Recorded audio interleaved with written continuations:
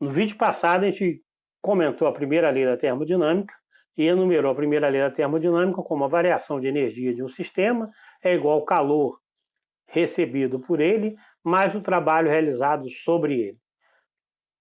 A variação de energia não depende do processo, é uma função de estado, ou seja, só depende das variáveis pressão, volume ou temperatura, ou combinação das duas, porque existe ainda uma equação de estado que vai conectar várias delas, e o calor e o trabalho dependem do processo. Então, partindo para o nosso quadro negro, nós vamos falar dos processos termodinâmicos no vídeo de hoje. Eu vou falar do primeiro processo termodinâmico, que é o trabalho de compressão. O processo do trabalho de compressão é simples, como está representado aí na figura, é você pegar uma quantidade de gás e comprimir, tá? Apertar o gás dentro de uma caixa. Então, de início, eu tenho aqui o meu recipiente com volume V, aqui tem um pistão de área A e que vai ser deslocado por uma quantidade ΔX. Então, ele antes estava aqui e passou a estar aqui, tá? E para isso a gente aplica uma força F, tá bom? O trabalho realizado nesse processo, se a força F durante o deslocamento dx, é como a gente lembra da mecânica, é o F ΔX, tá certo? O trabalho, então, se força é pressão vezes a área vezes ΔX, mas a ΔX é exatamente quanto foi a variação do volume. Eu botei um sinal de menos, porque o ΔX positivo aqui, ele crescendo ΔX, ele diminui o volume disponível do gás. Então, esse sinal deve ser negativo, tá? Atenção para o sinal de PV, do ΔV. O problema aqui é que, embora eu tenha desenhado aqui uma força, e aqui está a pressão, tudo bem, mas essa força não necessariamente precisa ser constante. A gente sabe que quanto mais você comprime o gás, você pode fazer isso com um balão cheio de ar, dessas bexigas de aniversário, quanto mais você aperta, mais difícil é você continuar apertando. Então, a pressão que você precisa fazer, ou a força que você precisa fazer, depende da pressão, por exemplo. Essa pressão não é necessariamente constante. E é isso que a gente diz que é depender do processo. Se você faz a mesma força, tem uma hora que você entra em equilíbrio e não consegue apertar mais, tá? Mas você pode, nada impede que você continue fazendo cada vez mais força para comprimir o seu gás. O trabalho que a gente faz de compressão, se a pressão ou se a força é constante, é fácil, porque o trabalho, então, é escrito como menos a integral do P dV. Na verdade, agora eu coloquei que o P depende de V. E se P é constante, ele cai fora da integral, fica só o dV. Então, com P constante, o trabalho é a área sobre a curva num gráfico PV. Se a pressão não é constante, eu posso dividir em pequenos segmentos, tá? Onde eu consideraria a pressão aproximadamente constante em cada um. Esse aqui é o mesmo algoritmo que a gente usa para calcular integrais numericamente. Mas eu faço a pressão ser uma sucessão de pequenos estados. Esses processos que são feitos lentamente, com variação pequena dos parâmetros, a gente chama de processos quase estáticos. Sendo processos quase estáticos, eu posso definir, eu posso desenhar num gráfico PV aqui, né, como essa variação se dá. Na verdade, não se dá assim, você poderia imaginar que é algo contínuo, mas quanto menor esses elementos que eu fiz cada um dos P's, mais precisa vai estar a minha aproximação sobre o que está acontecendo. Então, aqui eu introduzo a noção de processo quase estático, que são processos lentos. Se a gente tratar agora esse resultado que eu mostrei até agora, é um resultado bastante geral, vale para qualquer sistema. Se eu tratar da compressão isotérmica de um gás ideal, então vamos pensar, a compressão isotérmica vai ser um processo lento e quase estático. Então, como P é nKT sobre V, se a temperatura é constante, esse termo é constante, Aí a função P contra V é do tipo 1 sobre V, que é uma hipérbole. É essa função que está desenhada aqui. Tá? Então agora eu consegui, usando a aproximação ou usando a condição de uma curva isotérmica, isso é constante, então isso aqui é uma hipérbole e é desenhada desse tipo. Agora eu tenho como P depende de V, P escrito como uma função de V, eu posso calcular a integral que define o trabalho. O trabalho é menos a integral do PdV, nkt, P eu substituo por nkt sobre V, nkt é constante porque T esse processo é isotérmico, T é constante, fica a integral de dV sobre V, a gente já fez essa integral algumas vezes aqui, e isso dá menos nkt, logaritmo de V final sobre V inicial. Então eu consegui calcular qual o trabalho realizado num processo isotérmico. E o que a gente pode falar sobre as outras duas quantidades da primeira lei da termodinâmica, do calor e da energia? Ora, se o processo é isotérmico e é um gás ideal, a energia de um gás ideal é número de graus de liberdade sobre 2 nkt. Isso a gente já viu nos vídeos passados. Se não há variação de temperatura, não há variação de energia, né? Mantendo o N constante. Então, a variação de energia, nesse caso, para NT constante, é zero. Se a energia é zero, pela primeira lei da termodinâmica, calor é menos o trabalho, então o trabalho é esse valor e o calor é esse aqui. Então, eu consegui obter qual o calor envolvido. Então, vamos olhar a expressão para o calor. Calor é nkt logaritmo de VF sobre VI. Como VF é menor do que VI, esse número é menor do que 1. Se é menor do que 1, o logaritmo dele é negativo. Se o calor é, na verdade, aqui está escrito como positivo e aqui é negativo. Mas, na verdade, porque esse termo é negativo, o calor é positivo, então a gente realiza um trabalho positivo comprimindo o gás, e o calor é negativo, ou seja, comprimindo o gás, para manter a temperatura constante é necessário que seja liberado o calor é negativo. É intuitivo, faz sentido esses resultados que nós chegamos. Nota, não se deixe levar pela falsa impressão que isso é negativo e isso é positivo, porque o logaritmo aqui é intrinsecamente negativo, porque eu estou falando de compressão. Se eu falar de expansão, aí esse termo seria maior do que esse, o calor seria positivo, então para expandir um gás, eu cedo calor para ele isotermicamente, e o trabalho agora também, isso aqui seria positivo, seria negativo, seria o trabalho realizado pelo gás. De forma que nos dois casos, sendo isotérmico, a energia permanece constante. Eu posso fazer um outro processo diferente, que é o processo adiabático, em que não há troca de calor com o meio externo. Você pode fazer isso de duas maneiras, né? Ou mais maneiras, mas duas delas é: ou você pega um recipiente que não troca calor com o ambiente, isso aí vai transformar o processo como adiabático, ou você faça um processo tão rápido que não dê tempo de haver troca do calor do seu sistema com o ambiente. Ou um processo rápido, sempre sem troca de calor. Pode ser um processo rápido ou pode ser um sistema isolado. Nesse caso, se não há troca de calor, o calor é zero. Qual vai ser o trabalho realizado no processo adiabático? Aqui, a energia é número de graus de liberdade sobre 2 nkt, e a variação de energia vai ser igual ao trabalho realizado.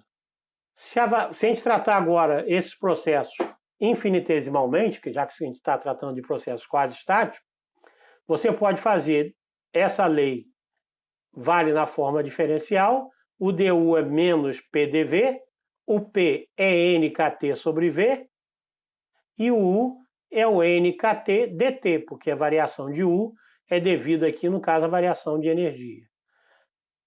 Separando as variáveis, tudo que é t de um lado, tudo que é v de outro, a gente chega a essa equação, que a gente já resolveu também nessa disciplina. A solução disso é logaritmo. Então, f sobre 2, logaritmo de t final sobre t inicial, é menos o logaritmo de VF sobre VI. Se você passar o F2 para cá como expoente, os logaritmos são iguais, logo seus argumentos serão iguais. Então, TF sobre TI elevado a F sobre 2 seria igual, aqui está o menos, então o menos eu aproveitei aqui e inverti o VI com VF. Então fica VI sobre VF. Aí você nota que você pode passar tudo que tem índice F, que é relativo à condição final, para o mesmo lado, e tudo que tem VI, TI, também você pode passar aí para o outro lado. Aí eu obtenho VF, TF, F elevado a 2, TF elevado a F sobre 2, é igual a VI, TI elevado a F sobre 2, ou seja, o produto VT elevado a F sobre 2 é uma constante em todo o processo. Então, essa é a relação entre V e T para um processo adiabático, um processo sem troca de calor. VT elevado a F sobre 2 é uma constante. É fácil você transformar numa relação PV se você tem VTF sobre 2 igual a uma constante. Se você substitui a temperatura por PV sobre NK, onde NK é uma constante, então passa para o lado de cá, F sobre 2 é uma outra constante. O produto dessas quantidades isso é o equivalente, você pode elevar isso aqui a 2 elevado a F, que aí some essa raiz, mas o 2 elevado a F vem para cá, isso vira uma terceira constante, que não importa, mas eu chego no resultado final, PV F mais 2 sobre F é igual a C3. Eu vou definir gama como a constante adiabática, como sendo F mais 2 sobre F, onde F é o número de graus de liberdade do sistema, do meu gás ideal. Então, PV elevado a gama é a relação PV, né, para um processo adiabático, que é exatamente a que eu preciso para calcular o trabalho envolvido no processo. PV elevado a gama é uma curva parecida com P1 sobre V, só que gama é F mais 2 sobre F. Como F é positivo, esse número aqui, F mais 2 é maior do que F. Então, gama é maior do que 1. Se gama é maior do que 1, essa curva cai mais rapidamente do que a isotérmica. Então, se eu quisesse colocar num gráfico uns processos, alguns tipos de processos mais comuns que a gente já colocou até agora, o processo isobárico, em que a pressão é constante, essa é a transformação isobárica. Essa é a transformação tem volume constante, ou uma transformação isocórica. A isoterma é 1 sobre V, e a P é 1 sobre V elevado a gama, então depende do gás que eu estou considerando. Essa é P constante, essa é V constante, a isoterma é 1 sobre V, essa aqui é 1 sobre V elevado a gama, então essa aqui depende do tipo de gás que eu estou trabalhando.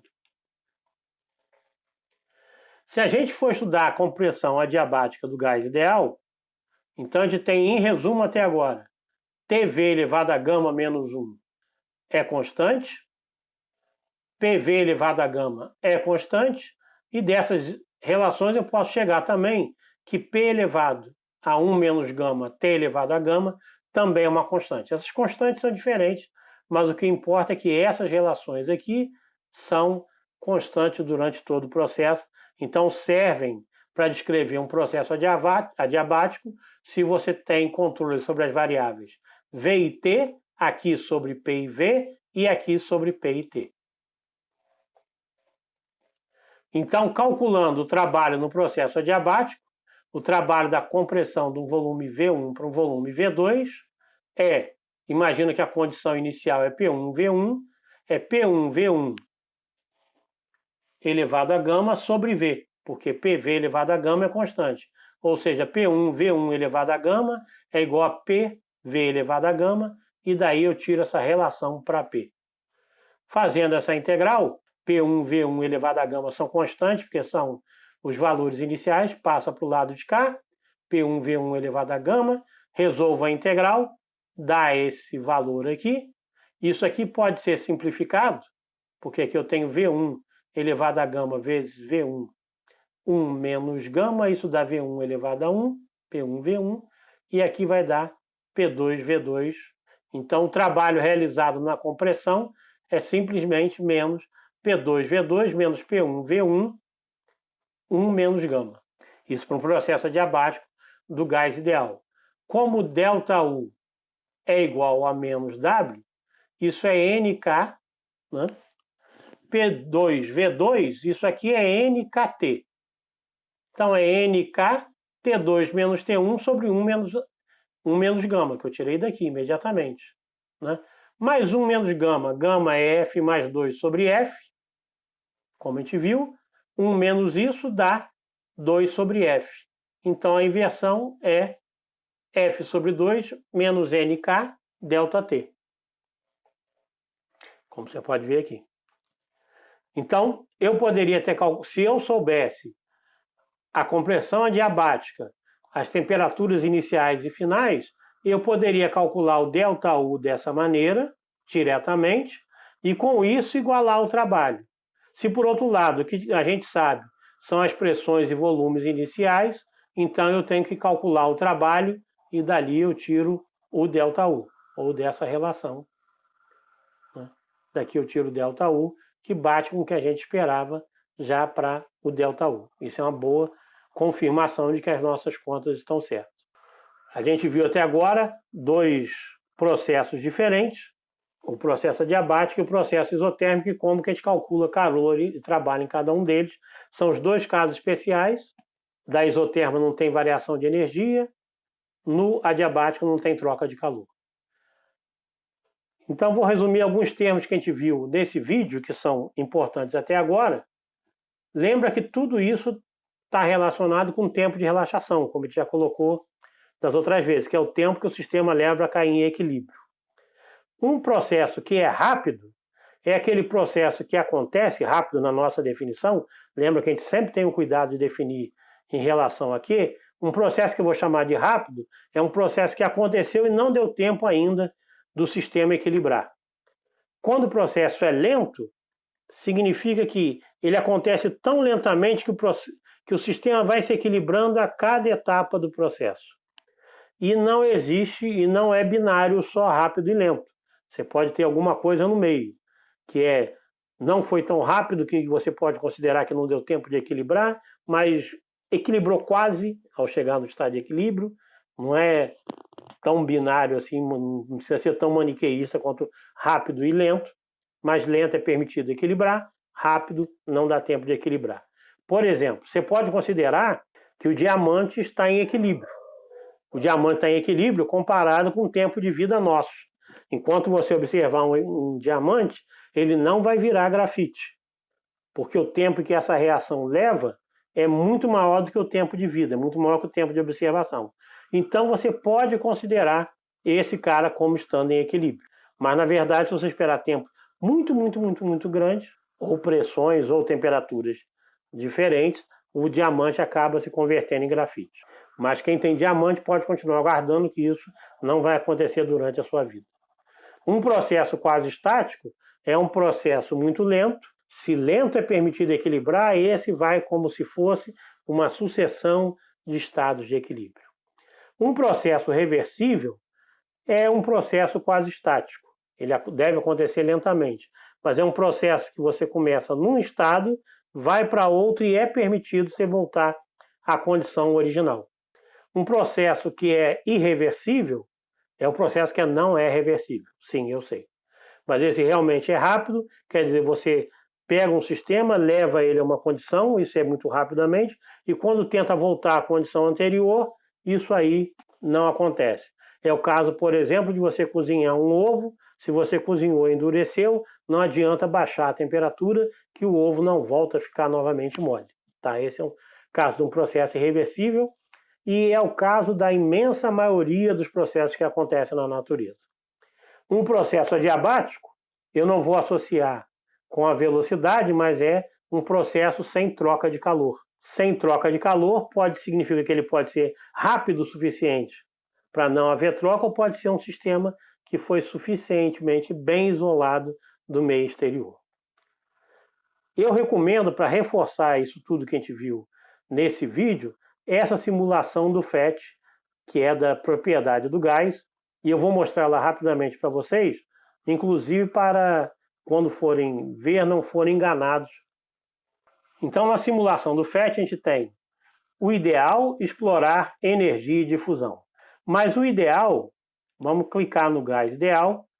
Então, você tem um gás numa caixa, aonde você pode adicionar partículas que são pesadas ou leves. Você pode adicionar uma de cada vez ou várias. Então, posso adicionar grandes e pesadas. Ela tem uma dada temperatura e aqui tem a pressão. A pressão fica flutuando porque ele considera aqui como pressão as colisões que estão acontecendo instantaneamente com cada parede. Como o número de partículas é pequeno, então essa pressão deve variar. Você pode aquecer o gás e pode esfriar. Um problema que acontece aqui é que você pode variar o volume do gás, inclusive acompanhando a largura, 10 nanômetros, por exemplo, né? O problema dessa aplicação aqui, do FET, que pode confundir, que eu recomendo cuidado, é que, observa só, ao diminuir de 10 para metade, por exemplo, se observa que a temperatura não varia, daqui também para cá. Então, esse gás ideal significa o seguinte: quando você comprime, nota que eu vou comprimir e as partículas não se movem. Ela aparece em outra condição. Então, isso aqui não é trabalho realizado. É como eu congelasse, tirasse o gás, mudasse a caixa e jogasse o gás de novo, tá? Esse aí eu acho que é algo que mais confunde do que ajuda em particular. Isso que eu falei de realizar trabalho é exatamente o que a gente tem no explorar. Então vamos lá para o explorar da mesma maneira. Vamos botar aqui a largura. Vamos adicionar mais partículas, 50 partículas pesadas e 50 leves, acompanhar a pressão. Está aqui por volta de 12. A temperatura está 300 Kelvin. E se eu diminuir agora vem lentamente, vem comprimindo, você vê que eu venho diminuindo o volume, vou realizando o trabalho, com isso aumentam pressão e temperatura do gás. Se agora eu estico, você observa que a temperatura cai e a pressão também. Eu vou zerar agora e vou fazer uma demonstração do que seria o processo infinitesimal que eu quero falar. Eu vou colocar aqui algumas poucas partículas leves. 8, 9, 10. Então, observa, a temperatura é 300, a pressão está por volta de 1 e alguma coisa. Se eu diminuir isso aqui, como aconteceu no caso anterior, deve subir a temperatura. Mas eu posso ser esperto o suficiente para só diminuir o volume quando as partículas não estão batendo na parede. Agora nenhuma vai bater. Aí eu vou e fecho. Então eu estou fazendo isso lentamente. Se eu faço um pouquinho mais rápido, a temperatura sobe. Mas por que a temperatura sobe? Porque o movimento que eu fiz de fechar cedeu energia para as partículas e fez com que elas ganhassem, então, energia cinética e com isso subiu a temperatura do gás. Você pode acompanhar na opção energia, por exemplo, qual é a energia cinética das moléculas. A gente vai entrar em detalhes mais à frente no curso. Então, você observa que tem uma distribuição de velocidades, que não é uma distribuição, todas as partículas estão com a mesma velocidade, elas estão concentradas nessa parte de baixo, aquecendo. Eu elevo a média da temperatura, esfriando.